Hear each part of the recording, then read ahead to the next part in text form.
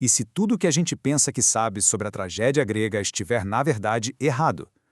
Hoje, a gente vai mergulhar no que um jovem e genial Friedrich Nietzsche descobriu sobre essas peças antigas, e como a visão dele muda completamente as regras do jogo. A ideia central aqui é bem ousada.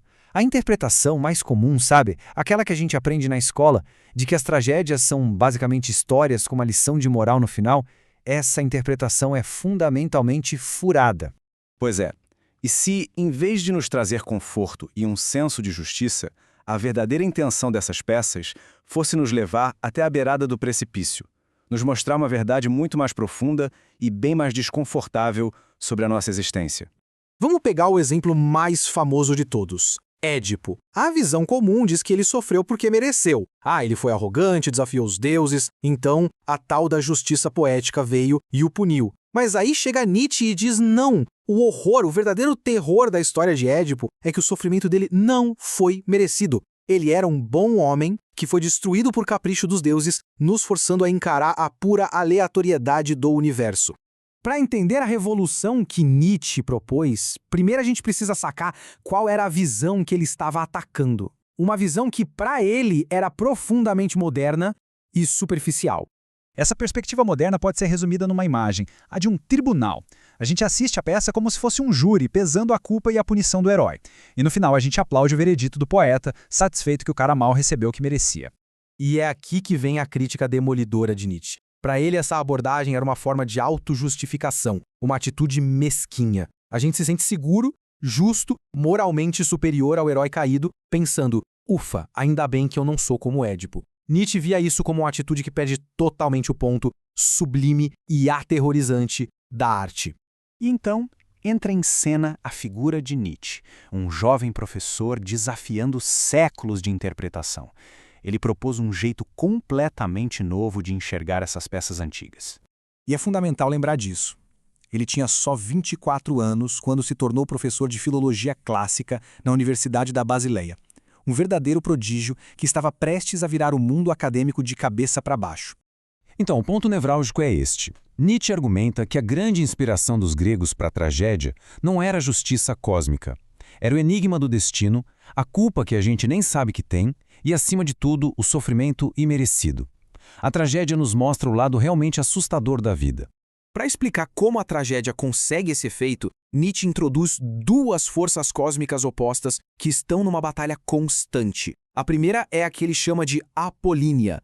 O apolíneo é basicamente o princípio da individualidade. É a força que nos dá forma, que cria a bela ilusão de que somos indivíduos separados, com uma identidade clara. Na tragédia, isso aparece no enredo, nos personagens bem definidos, no diálogo racional. É o mundo da ordem. Mas por baixo dessa superfície toda arrumadinha, pulsa uma força muito mais antiga e selvagem. E essa é a segunda força, a dionisíaca. O dionisíaco é o oposto direto. É a pura energia do caos, a embriaguez que quebra todas as barreiras do eu. É aquele sentimento de unidade com a natureza, tanto na sua alegria quanto na sua dor mais primal. Na tragédia, isso é expresso pela música avassaladora e pelo canto do coro, que nos conecta com o sofrimento fundamental do mundo. A genialidade da tragédia grega, de acordo com Nietzsche, não está em uma dessas forças sozinha, mas na fusão milagrosa das duas. Vamos ver como isso funciona. Primeiro, a gente tem o coro, que é pura energia dionisíaca, caótica. Então, dessa massa disforme surge o herói apolíneo, um indivíduo com uma história. E essa fusão brilhante permite que o público contemple o horror dionisíaco do universo, mas através do véu belo e ordenado da forma apolínea. É como uma maneira segura de olhar para o abismo.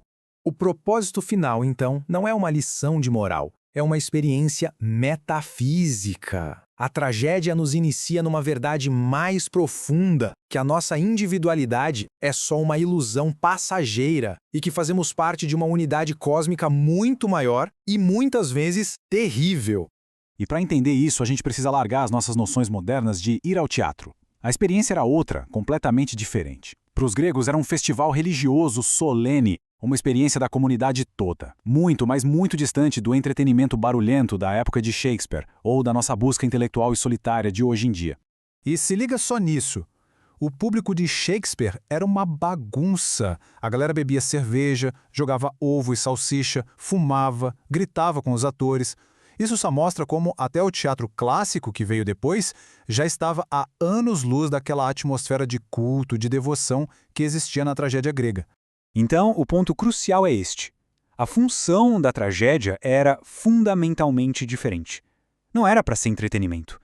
Era um ritual público, um evento cívico e religioso, feito para conectar a comunidade inteira com verdades cósmicas profundas.